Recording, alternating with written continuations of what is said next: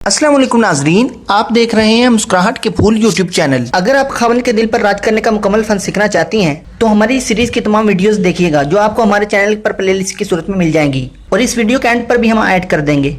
खाविंद को अपना ताबेदार और फर्माबरदार बनाने का एक बहुत बड़ा उसूल ये जहन में रखिए कि ताबे और फर्माबरदार औरतें बिल आखिर अपने खाविंद को अपना ताबेदार बना लेती हैं। वो औरतें जो खाविंद की मर्जी को पूरा करने की कोशिश में लगी रहती हैं, एक वक्त ऐसा आता है कि खाविंद के दिल में उनके लिए इतनी मोहब्बत होती है कि फिर खाविंद उनकी हर मर्जी को पूरा कर दिखाता है। फर्माबरदारी, खिदमत गुजारी वो अच्छी सिफात है कि जिनकी वजह से औरत अपने खाविंद के दिल की मलका बन सकती है। इसमें जो रुकावट बनती है वो जिदबाजी है। सारी दुनिया से जिद कर लो, इतना नुकसान नहीं पहुंचेगा जितना खाविंद के साथ जिदबाजी करने का नुकसान होता है। और कई लड़कियां तो खाविंद ही के साथ जिद करती हैं, बाकी सारे लोगों के साथ नॉर्मल रहती हैं, खाविंद के साथ जिद बना लेती हैं। खाविंद के साथ जिद करके दंगल का ऐलान मत करें, अंजाम हमेशा इसका बुरा ही होता है। आजिज़ी अल्लाह रब्बुल इज्जत को भी बहुत पसंद है। आजिज़ी इंसान के मसाइल का हल भी है। कोई काम वक्त पर ना कर सकी, कुताही रह गई, कमी रह गई तो सॉरी कर लेने में क्या रुकावट है, माफी मांग लेने में क्या रुकावट है, गलती को मान लेने में क्या हरज है। आगे से जिद कर लेना,